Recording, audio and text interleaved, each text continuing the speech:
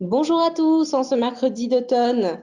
Je me présente, je suis Anaïd, Product Marketing Manager chez The Edge et je vous souhaite la bienvenue à cette nouvelle session des webinaires par The Edge. Nous allons commencer cette session dans quelques instants, le temps que tout le monde puisse se connecter. En attendant, nous aimerions faire un petit test audio avec les personnes connectées pour être sûr que vous nous entendez bien. Pourriez-vous nous écrire dans le chat la ville depuis laquelle vous nous écoutez ce matin? Pour notre part, chez The Edge, nous sommes, donc je suis avec Laurence dans nos locaux parisiens et Jean d'Amadeus depuis l'Espagne qui va nous rejoindre. Donc, nous avons des personnes qui se connectent de régions parisiennes, Honfleur, super. Bon, vous nous entendez bien, donc c'est parfait. Ah, le bonjour de Montreux en Suisse. Parfait. Bonjour et bienvenue à ceux qui viennent de nous rejoindre. Donc, commençons cette session placée sous la thématique des GDS. Je me présente donc brièvement, je suis Anaïd, en charge du marketing produit chez The Edge et je suis ravie d'être votre modératrice ce matin. Alors, il semblerait qu'on ait un petit problème avec l'écran. Voilà, ça devrait être revenu. Excusez-nous pour ce petit contretemps. Donc, avant de nous plonger dans le vif du sujet, je souhaite vous donner un petit peu plus d'informations sur The Edge pour ceux qui ne nous connaissent pas.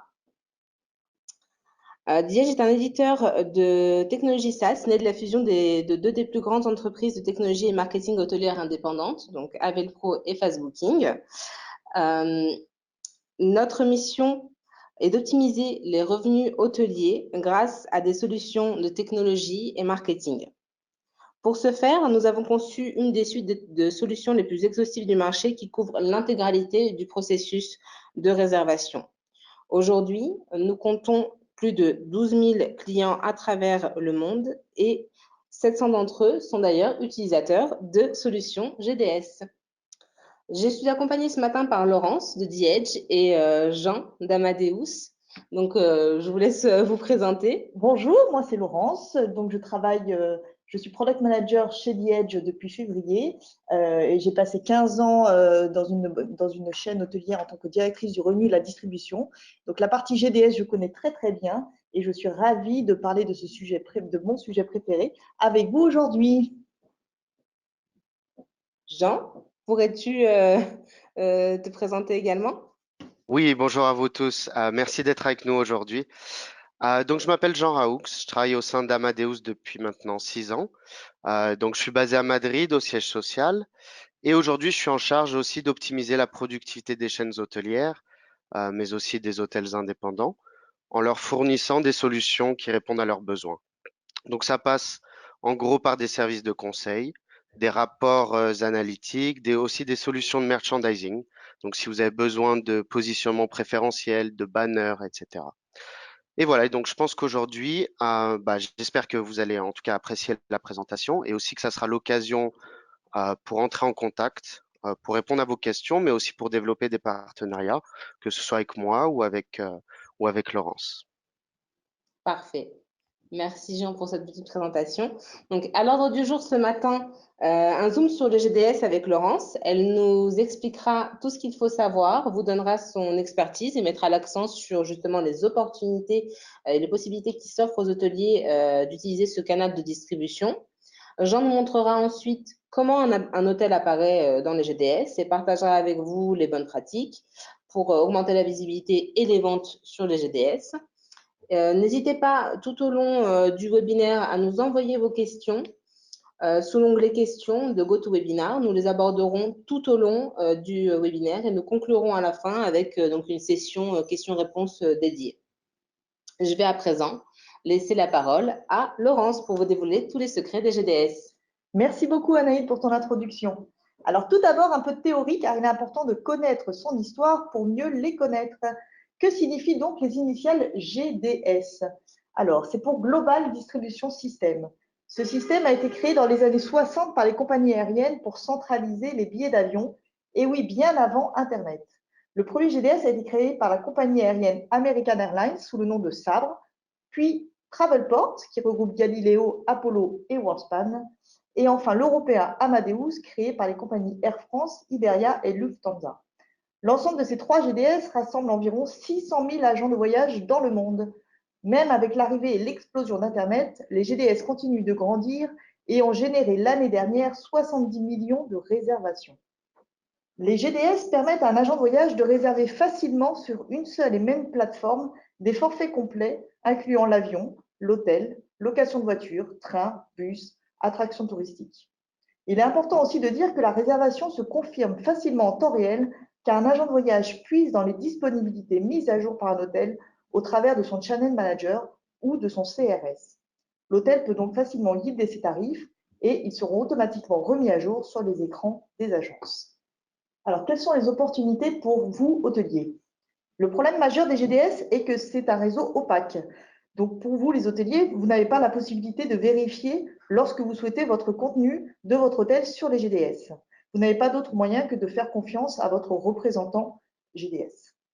Du coup, vous vous concentrez sur les réseaux plus visibles que sont Internet, les OTA, les beta search et vos sites Internet.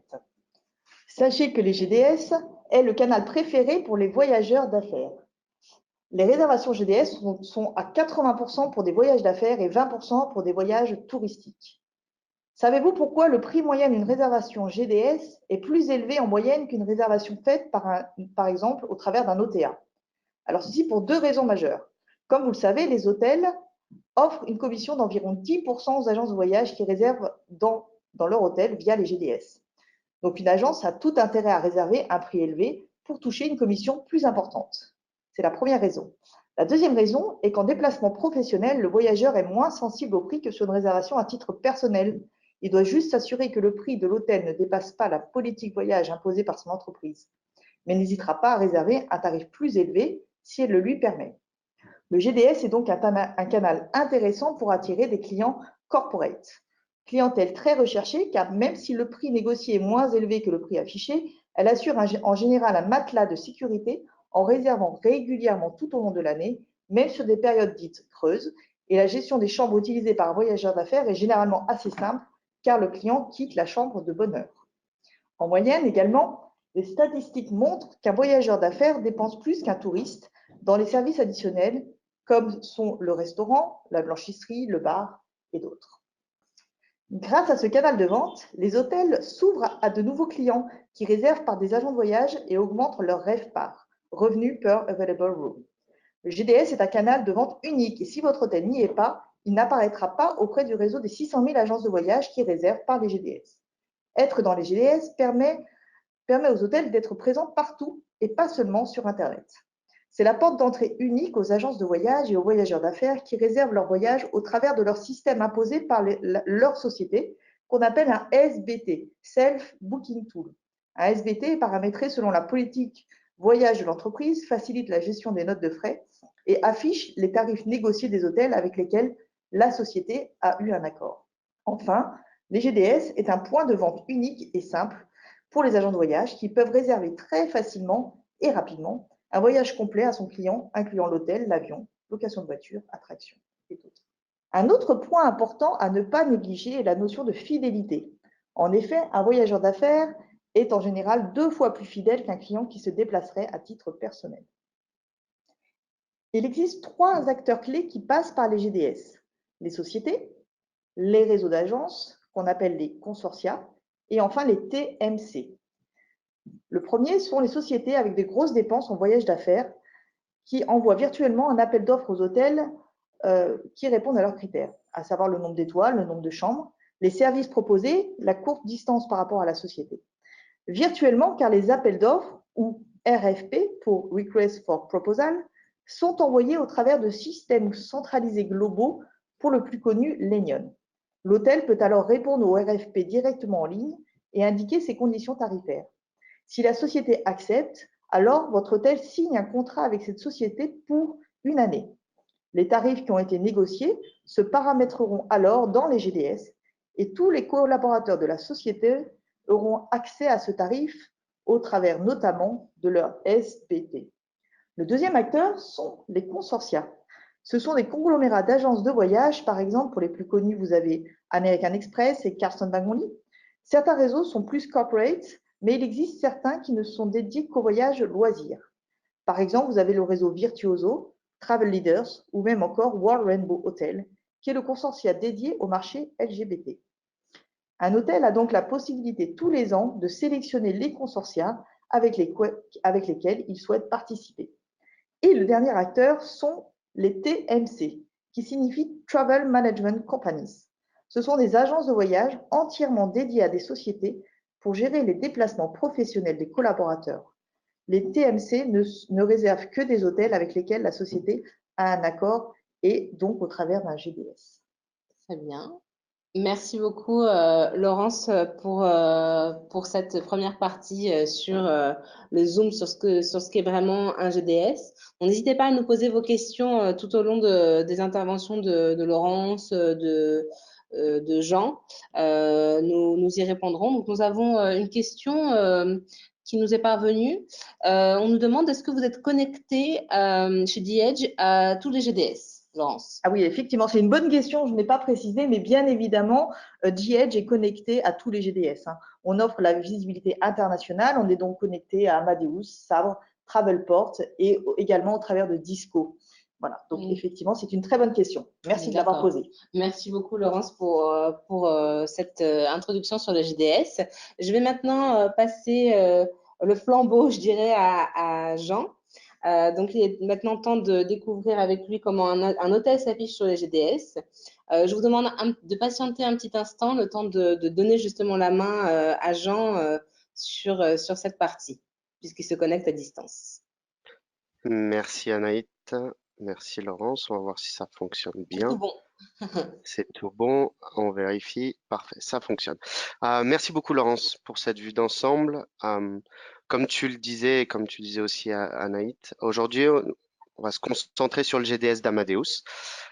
Donc afin de mieux comprendre comment maximiser votre présence sur ce canal, il faut d'abord comprendre le type de contenu que nous avons à disponibilité sur le système. Donc en gros, que peuvent réserver les trois acteurs clés mentionnés par Laurence juste auparavant. Euh, donc les entreprises, les consortia et les TMCs. Donc, ils peuvent réserver trois différents types de contenus. Le premier, ce sont les hôtels indépendants et les chaînes de moyenne envergure. Par exemple, The Edge qui représente ce type de contenu sur tous les GDS. Deuxièmement, ils peuvent aussi réserver des chaînes vraiment d'envergure importante comme Hilton, Marriott, Accor, toutes celles qu'on connaît. Par contre, voilà, donc ces chaînes ont des connectivités directes avec chacun des GDS. Donc, ils passent normalement pas par The Edge, par exemple. C'est vrai, ils ont vraiment des contrats individuels avec tous les GDS. Et le troisième point, donc le troisième contenu que les agents peuvent réserver sur le GDS, ce sont les aggregators, comme HRS par exemple, que vous connaissez sûrement. Vraiment donc certaines OTA qui nous donnent leur contenu et que les agents peuvent réserver sur le GDS. Donc voilà, donc avec cette vision globale du contenu, on comprend forcément que les besoins sont différents pour les agences et donc qu'ils ont accès à différentes plateformes au sein d'Amadeus. Et c'est ce qu'on va voir dans les prochains slides. Donc, dans le premier slide, ici, on a une vue globale. Donc, vous avez trois points de vente ou trois plateformes différentes, si vous préférez. La première, c'est la partie graphique, qui se veut être la plus simple d'utilisation par rapport aux autres, mais qui est très peu utilisée par les agences de voyage, et nous verrons pourquoi un peu plus loin. La deuxième, donc la plus utilisée, qui est au centre, que l'on appelle cryptique ou green screen pour certains qui ont pu le voir dans le passé. C'était une interface toute verte, très moche. Voilà, donc c'est sur cette plateforme que les réservations sont les plus rapides à performer, qui est la plus utilisée par les agences de voyage. Et la dernière, les SBT, donc Self-Booking Tools, comme Laurence l'a mentionné, qui sont des plateformes utilisées par des employés de multinationales. Donc voilà, ça va permettre à l'entreprise de monitorer leurs coûts et donc d'avoir plus de contrôle sur leur budget via une plateforme qui centralise tout type de réservation, comme l'aérien, les hôtels, les locations de voitures, les assurances voyage, etc. Donc vraiment tout sur une même plateforme. Et donc maintenant, on va jeter un œil à chacune de ces plateformes, de ces trois plateformes, une par une. Donc, la partie graphique. Donc, comme on peut le voir, ça ressemble de très près à ce que l'on connaît d'une OTA, avec une carte, des filtres sur le côté gauche. Voilà, donc vraiment c'est tout ce qu'on connaît. Donc on va pas trop s'attarder sur cette plateforme parce que ça ressemble de très près à même à Booking, Expedia, etc. Tous ces sites où on réserve de manière personnelle dans nos vies. Par contre, j'ai un petit délai, pardon, pour les slides, donc des fois il y a des petits accros. Donc la plateforme graphique, il est tout de même important de savoir que c'est la seule partie du GDS où les agents de voyage peuvent voir vos photos. Donc c'est important de le savoir, même s'ils ne réservent pas forcément beaucoup là-dessus, ils utilisent cette plateforme pour voir vos photos et pour les montrer à leurs clients si besoin. Le seul inconvénient de cette plateforme, pourquoi en fait les agents ne l'utilisent moins que les autres, c'est parce que le temps de réponse est plus important que sur la partie cryptique qu'on va voir juste après, la plus utilisée. On parle de quelques secondes, mais comme les agents de voyage sont payés à la commission, quelques secondes, c'est important à la fin de l'année. Et donc, c'est un peu moins rapide parce qu'il y a des composantes graphiques qui mettent plus de temps à charger. Voilà. Donc maintenant, on a la vue cryptique. Donc la vue cryptique, donc ici, c'est le résultat d'une recherche faite à Paris pour tout type de tarif loisir, pardon. Donc vous pouvez voir, c'est vraiment un écran, il n'y a pas de partie graphique, c'est moche entre guillemets, mais les agents de voyage vraiment vont l'utiliser très fortement. Et la manière dont ils font leurs recherches, ils vont faire des recherches avec des filtres sur les catégories tarifaires. D'accord? Et on va voir plus tard quels sont les tarifs que vous devez avoir dans votre inventaire pour recevoir beaucoup de réservations. Parce que, à contrario, si vous n'avez pas les bons types de tarifs, vous n'allez vraiment pas produire sur le GDS. En tout cas, sur Amadeus. Donc, comme vous pouvez le voir aussi, il y a très peu d'informations sur cette page, surtout au niveau du nombre d'établissements que nous montrons. Donc ici, c'est une page complète hein, et on montre seulement 9 hôtels par page. Okay. Donc les agences de voyage, on sait qu'ils passent en moyenne 56 secondes pour réaliser une réservation d'hôtel. Donc vraiment, le contenu doit être très précis, mais aussi la visibilité est clé donc sur ce canal de distribution. On verra plus tard comment optimiser ces deux variables, donc le contenu et, et la visibilité. Donc ici, nous avons une autre vue de la partie cryptique. Donc c'est une vue d'ensemble des tarifs proposés si, entre guillemets, on clique sur un établissement pour voir la liste des tarifs. Donc comme vous pouvez le voir, ça paraît très difficile à déchiffrer pour vous et moi-même, bon, un peu moins pour moi, heureusement, maintenant. Mais c'est en fait une vue parfaite pour les agences de voyage. Pourquoi? Parce que toutes les informations sont réunies ici. On a le type de chambre C1, donc c'est pour un lit, un twin bed, pardon. On a le type de tarif, donc ici c'est, on peut voir le, oups, pardon, on peut voir le bar, BAR, et voilà, on a les conditions d'annulation, donc c'est jusqu'au 29 juillet ici, sans, voilà, sans frais, et aussi la commission allouée aux agents de voyage. Donc vraiment à partir de cette page, par des codes en fait, toutes les informations sont ici pour l'agent de voyage. Donc en seulement 2 pages et 3 clics, vraiment la réservation est faite. Donc c'est bien plus rapide que sur la partie graphique où il y a des dizaines d'options, de filtres, différents onglets. Donc ça prend vraiment beaucoup plus de temps pour un agent de voyage, voilà, pour réserver. Donc ça c'était pour Jean, la page. Oui, je me permets de te couper. Nous avons une question qui vient bien sûr. justement sur cette partie-là. On Bien nous sûr. demande, dans l'exemple que tu affiches, donc sur la Mhm. plateforme, quels sont les critères de classement? Donc sur la page d'avant, c'est bien ça? Oui, tout à fait, c'est bien ça. Donc dans D'accord. la page, voilà, juste, Très bien. exactement. Alors donc sur cette page, donc les critères de classement sont très simples. Vous avez en premier ceux qui ont les solutions de positionnement préférentiel. Donc ce sont vraiment des solutions, enfin une solution qui va vous mettre toujours dans les premières positions tant que bien sûr que vous répondez au type de recherche, hein. Si vous n'êtes même pas disponible, on ne va pas vous mettre dans les premières positions. Donc vous avez tous ceux qui ont le positionnement préférentiel et après vous avez le reste des hôtels de manière aléatoire. Ok, donc c'est pas par tarif, etc. Enfin par ADR ou le moins cher en premier, le plus cher après ou quoi que ce soit. C'est de manière aléatoire. D'accord? Donc c'est vraiment le positionnement préférentiel en premier et le reste après. Et si vous avez des questions vraiment, si vous voulez plus d'informations là-dessus, n'hésitez pas. À la fin de la présentation, il y aura mon email et on peut voir ça ensemble. Merci beaucoup, Jean. Je te laisse reprendre. Ok, parfait. On va essayer de reprendre la main. Il y a un petit décalage, forcément, c'est toujours comme ça. Alors, voilà. Donc pour la partie cryptique, on a vu un peu à quoi ça ressemble, mais forcément, ça serait pas pratique pour vous et moi. Donc, si on devait réserver sur le GDS en tant qu'employé d'une entreprise, on va pas utiliser cette partie cryptique, ça serait impossible. Euh, donc, pour un voyage d'affaires, on a aussi les SBT, comme Laurence le mentionnait, donc Self Booking Tool.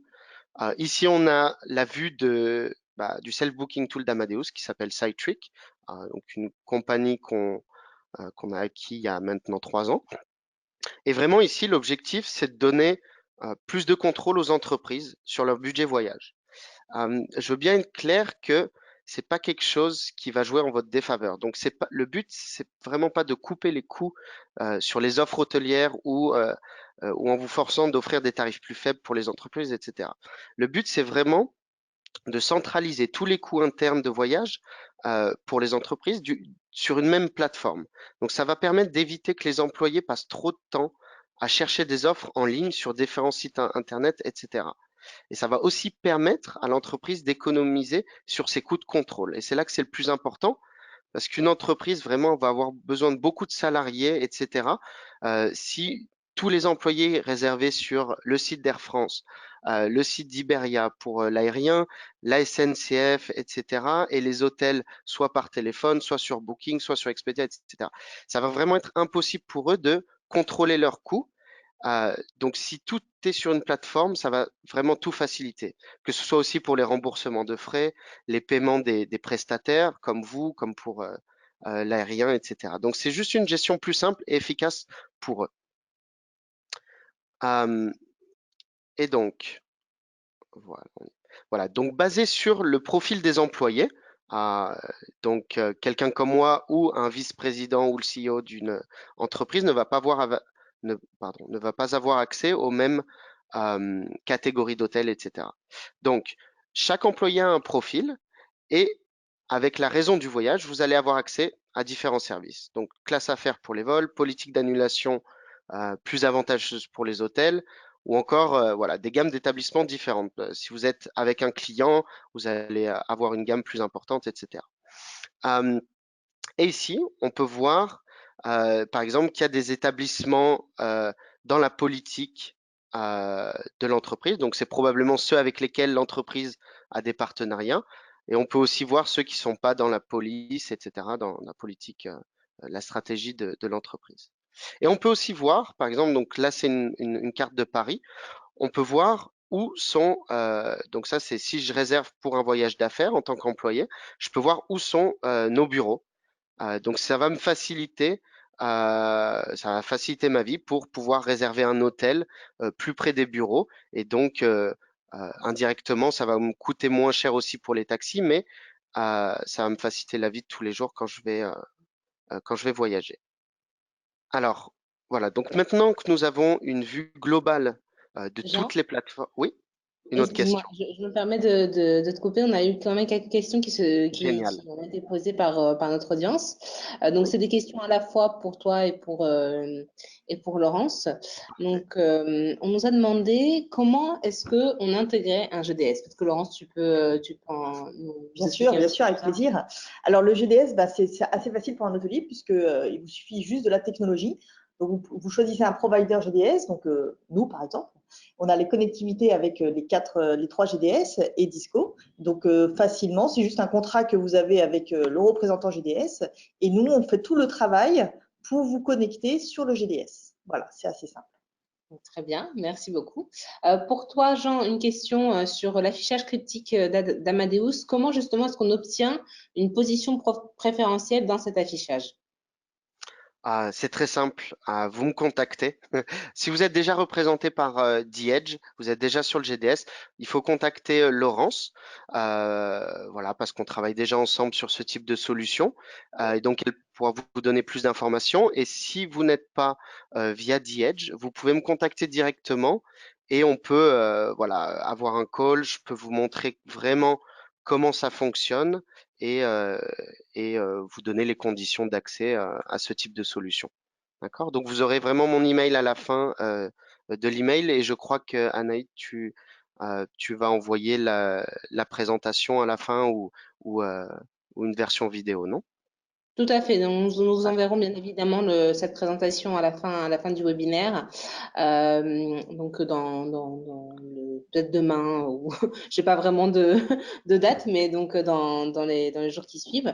Donc, une autre question que vous nous avez posée concernant Disco. On nous demande qu'est-ce que c'est que Disco? Effectivement, c'est une bonne question parce que c'est pas très connu pour les hôteliers.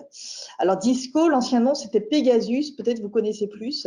C'est en gros une solution qui permet de prendre le contenu, de tout le contenu GDS et de le remettre sur plein de sites internet.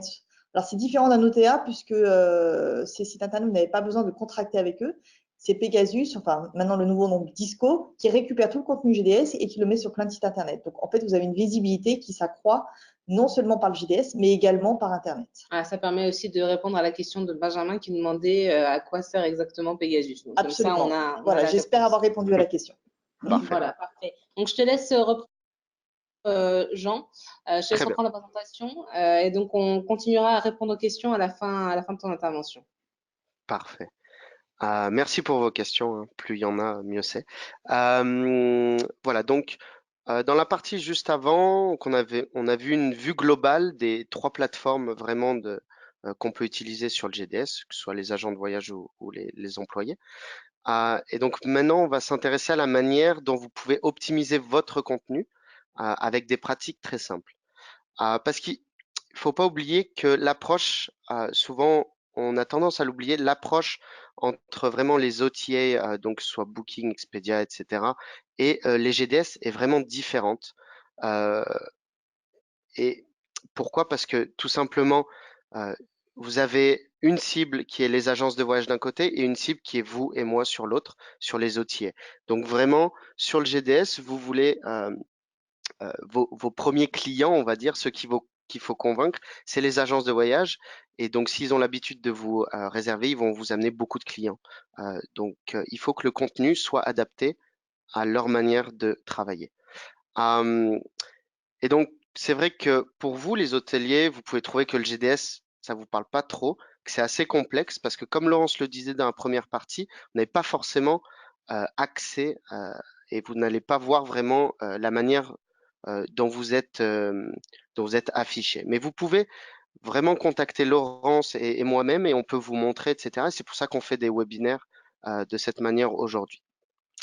Mais bon, on va voir dans cette partie quelques recommandations vraiment pour que vous tiriez le plus de bénéfices de cette plateforme.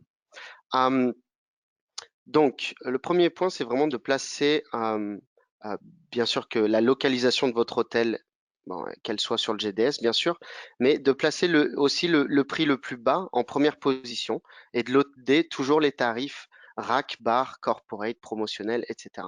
Parce que les agents de voyage, ils appliquent des filtres sur ces codes, comme je le disais avant. Donc, c'est très important. Il faut aussi toujours avoir le bar et le rack, pas seulement l'un ou l'autre. Euh, Vraiment, tout sur Amadeus est basé sur les tarifs. Donc, même si votre bar et votre rack est au même tarif, pour le même type de chambre, etc., c'est pas grave. Il faut que vous loadiez le bar et le rack. Parce que si l'agent fait une recherche sur l'un et que vous ne l'avez pas, bah, c'est tout simple, vous n'allez pas apparaître. C'est vraiment aussi simple que ça. Concernant vos politiques d'annulation, sur le GDS, c'est vraiment important. Elles doivent être flexibles. parce que vous avez beaucoup de voyageurs d'affaires et on sait que les voyageurs d'affaires, ils ont besoin d'une certaine flexibilité parce que leurs réunions peuvent changer vraiment de dernière minute. Donc, si vous avez vraiment des conditions d'annulation trop strictes, ils vont juste pas vous réserver. C'est aussi simple que ça. Euh, et c'est de même pour le type de paiement. Généralement, les paiements en avance, les prépaiements fonctionnent très mal sur les GDS. Euh, voilà. Et nous, par expérience, on sait vraiment que si vous avez des paiements rigides ou des conditions d'annulation rigides, vous n'allez vraiment pas recevoir de réservation, hein. C'est aussi simple que ça. Bien sûr, faut respecter la parité tarifaire entre les OTA et les GDS. Euh, c'est pas pour vous embêter, mais c'est pour pas créer de confusion pour les agences de voyage.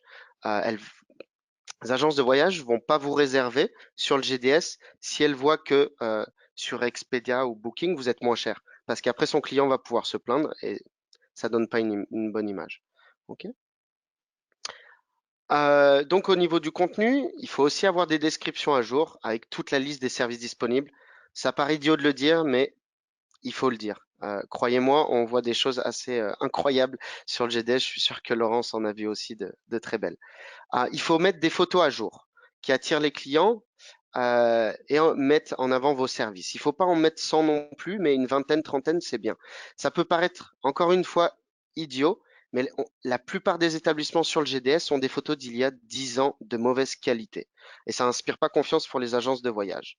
Je peux vous comprendre parce que vous n'avez pas forcément accès au système, donc c'est un peu dur de le réaliser, mais on est là pour vous le dire et pour vous montrer si les photos sont à jour. Vérifiez que vos commissions pour les agences sont ouvertes pour tous les tarifs. Il faut faire en sorte que les agences puissent vous réserver facilement avec leurs commissions. Ils sont payés à la commission. Donc, si vous n'avez pas de commission, pas de réservation, c'est sûr. Le standard pour Amadeus, pour vous donner une idée, c'est 10% de la valeur globale de la réservation donnée aux agences. D'accord? Et donc, voilà. Donc, lorsque tous ces points sont suivis, comme on le disait, donc le contenu, c'est vraiment le plus important en premier. Et après, il faut vraiment, il faut pas hésiter à demander plus d'informations sur le positionnement préférentiel. Donc si vous vous souvenez, on a vu qu'il y a seulement 9 établissements par page sur Amadeus, donc c'est vraiment très limité. Et de notre côté, donc on a fait des études et on sait que plus de 84% des réservations sont faites sur la première page et le reste sur la deuxième page. Donc, si vous n'êtes pas dans les 18 premiers, vous allez recevoir beaucoup moins de réservations. C'est vraiment crucial. Voilà, position préférentielle est cruciale. Donc, comme j'ai dit, vous pouvez me contacter plus loin. Et si vous allez à WTM en novembre à Londres, j'y serai aussi. Donc, ça sera un plaisir de vous rencontrer.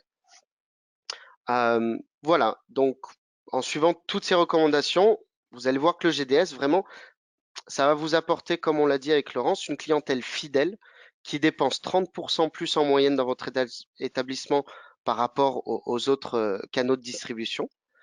Donc c'est vraiment, s'il faut résumer le GDS en quelques mots, c'est vraiment un canal qui va vous permettre de gagner plus avec moins de clients et d'avoir plus de clients fidèles.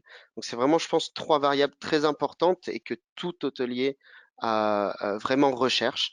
Et vraiment, on est là pour vous et pour vous aider dans vos démarches. Et voilà, donc sur ces mots, je vais redonner la parole à Naït.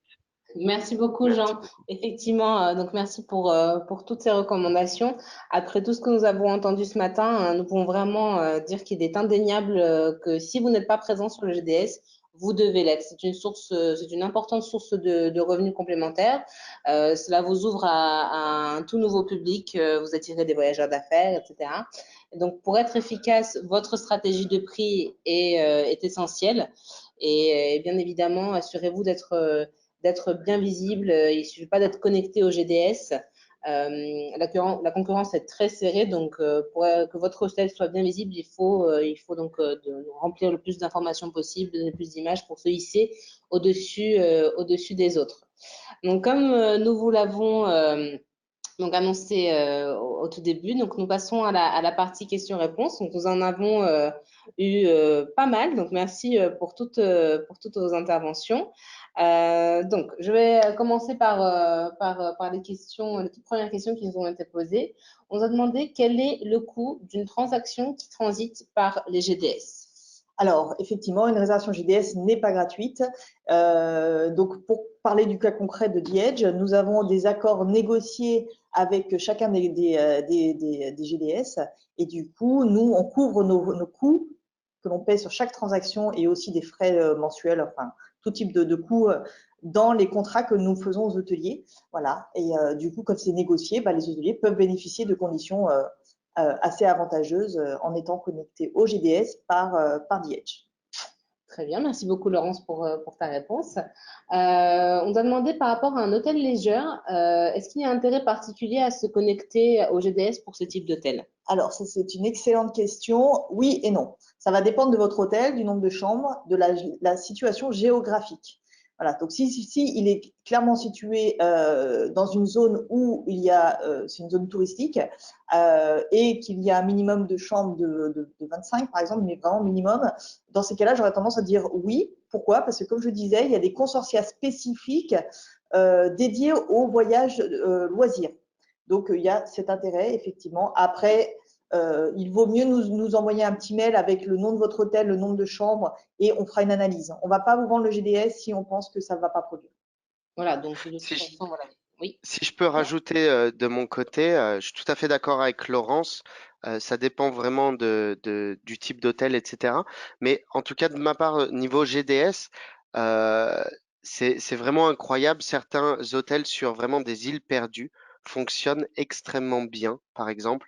Donc, si vous êtes en Martinique ou peut-être Guadeloupe, s'il y en a ici, ça fonctionne très bien sur le GDS. Pourquoi? Parce que, comme tu le disais, il y a des consortia qui font beaucoup de loisirs. Et donc, tout le monde, en fait, quasiment, qui voyage sur ces îles vont passer par des agents de voyage. Et ça fonctionne vraiment très, très bien. On a de plus en plus de loisirs sur le GDS. Vraiment, il faut pas l'oublier, c'est pas que voyageurs d'affaires du tout. On a peut-être 30% de nos réservations au niveau mondial qui sont loisirs. Donc, il faut vraiment pas hésiter à contacter Laurence pour ça. Ouais. Vous contactez Laurence. Si vous êtes déjà client de Diège, vous pouvez également vous rapprocher de votre account manager qui pourra donc il se mettra en relation avec Laurence et vous apportera les questions et réponses surtout à vos questions sur le GDS. On nous a également demandé au niveau de la mise en place des GDS, Laurence, est-ce qu'on peut tout gérer via son channel manager? Alors, ça dépend quelle technologie, quel provider GDS vous utilisez. Ça, je ne peux pas répondre pour toutes les technologies. Par contre, pour The Edge, effectivement, nous, on a créé des connectiques avec les channel managers. Donc, bien évidemment, lorsque vous connectez les GDS de The Edge et que vous utilisez effectivement notre channel manager ou même un autre, effectivement, vous faites tout depuis votre channel manager et ça renverra les disponibilités et les tarifs dans les GDS. Merci beaucoup. Une autre question qu'on nous a posée, c'est par rapport à la stratégie tarifaire. Donc, on a beaucoup d'acteurs GDS. Donc, est-ce qu'il faut adapter sa stratégie tarifaire à chaque acteur? Alors, la stratégie tarifaire, ce que disait Jean, c'est que la parité tarifaire, c'est extrêmement important. Donc, déjà, offrir les mêmes conditions de vente que vous offrez sur les OTA, c'est très important. Et après, effectivement, en fonction des consortia, des tarifs négociés, ça, c'est effectivement des tarifs assez standards. On pourra tout à fait rentrer dans le détail si vous voulez m'envoyer un petit mail. On pourra tout à fait parler de ça. Mais c'est des choses assez bien strictes et standards des GDS. Parfait. On t'a demandé de clarifier un petit peu la différence entre les tarifs RAC et bar. Mm. Jean, est-ce que tu pourrais un petit peu nous en dire plus là-dessus? Ah, ouais, c'est très similaire sur le GDS. Tarif rack et bar, en fait, sont des familles tarifaires pour Amadeus. Donc, certains hôtels vont utiliser vraiment le rack comme un rack et le bar comme un bar. Enfin, c'est très similaire, mais sous un bar, vous pouvez avoir des dizaines de types de tarifs bar et sous un rack, vraiment tous les tarifs rack standards pour un hôtel. Euh, c'est Je suis d'accord avec vous, c'est très flou la différence entre l'un et l'autre. Pourquoi je ne suis pas sûr? C'est comme ça que le GDS a été a été créé, pardon, et ça n'a pas été changé depuis. Donc c'est peut-être quelque chose qui pourrait être changé, mais en tout cas aujourd'hui, comme je le disais, il faut toujours avoir l'un et l'autre parce que les agences vont utiliser l'un ou l'autre pour faire des recherches sur leurs tarifs loisirs, etc. Donc, il faut avoir les deux. Donc, il faut bien avoir les deux, comme ça on est sûr d'être Exactement, visible. même au même tarif. Oui, très bien.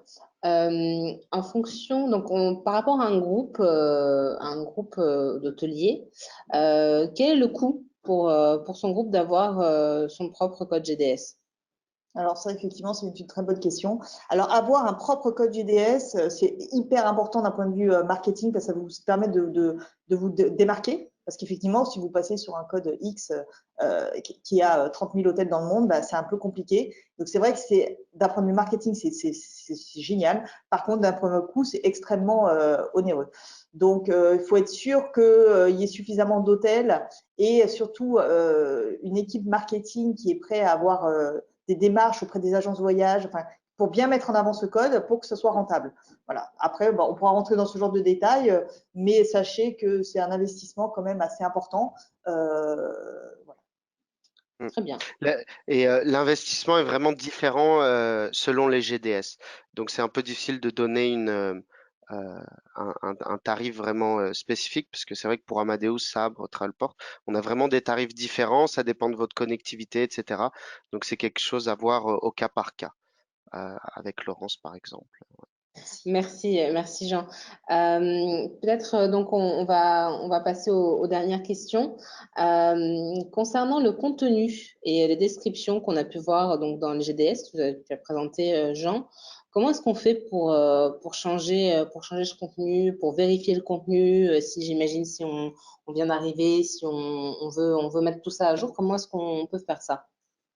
Bonne question. Donc ça dépend en fait de qui vous représente. Donc soit ça peut être fait via votre PMS, soit ça peut être fait directement sur le système de The-Edge si vous êtes directement représenté par The-Edge. Euh, le plus simple, c'est que si vous êtes déjà en fait connecté au GDS, c'est que vous appeliez votre fournisseur GDS, que ce soit The-Edge ou quelqu'un d'autre, et que vous voyez avec lui vraiment comment l'updater. Le plus simple, c'est que normalement vous avez un account manager chez The-Edge par exemple, et donc vous allez lui demander comment vous allez apparaître et si ce que vous pouvez changer, etc. Il va le faire pour vous dans les descriptions, etc. Pour le niveau des tarifs, ça va être fait soit dans votre CRS, soit dans votre channel manager. Ça dépend vraiment du système que vous utilisez et donc de la connectivité que vous avez avec le GDS. Merci Jean. J'aimerais revenir sur un des exemples que tu as montré tout à l'heure. Au niveau de la vue cryptique, par exemple, on avait pu voir que tous les hôtels avaient inscrit commission égale no. On nous demande est-ce que cela veut dire que ces hôtels-là ne seront pas réservés? Oui, Qu'est-ce que veut dire ce commission égale no? j'ai oublié de le dire, oui, effectivement. J'avais justement pris cet exemple pour montrer à un de nos mauvais élèves qui a sûrement oublié en fait euh, juste d'ouvrir les commissions. Donc dans le cas qu'on a vu sur la partie cryptique, il n'y avait pas de commission et donc je suis quasiment sûr que cet hôtel ne va pas recevoir de réservation du tout ou vraiment très très peu parce qu'il n'y a pas de commission. Dans ce cas précis, il n'y avait pas de commission pour les agences, ce qui est très rare sur le GDS. Oui, donc très important d'ouvrir ces commissions hein, pour capter Très les très réservations. important. Ouais. Très bien. Bah, écoutez, merci à tous pour vos questions. Je sais qu'il y en a certaines auxquelles on n'a peut-être pas pu répondre. On a un peu pris par le temps. En tout cas, ne vous inquiétez pas, nous reviendrons vers vous avec les réponses. Si vous êtes client d'Edge, vos account managers vous répondront bien évidemment. Et dans tous les cas, on mettra un point d'honneur à répondre aux questions qui n'ont pas été traitées. Comme annoncé, donc nous vous enverrons également la présentation dans les jours qui viennent. J'aimerais également vous parler d'un petit sondage qui va apparaître en fait à la fin du webinaire, une fois que nous nous serons dit au revoir. Nous vous demandons vraiment, si possible, de répondre à cette petite étude de satisfaction qui s'affichera une fois la session terminée. Si vous pouvez prendre 2 petites minutes pour la remplir, cela nous aidera vraiment à nous améliorer et à vous proposer un contenu toujours plus qualitatif. Donc, merci à tous en tout cas de vous être connectés aujourd'hui, en ce mercredi matin. Merci pour vos commentaires, vos questions, vos contributions. Restez à l'affût de nos prochains webinaires sur nos réseaux sociaux et par email. Et nous vous souhaitons une bonne journée à tous. Bonne journée. Merci, bonne journée. Merci beaucoup.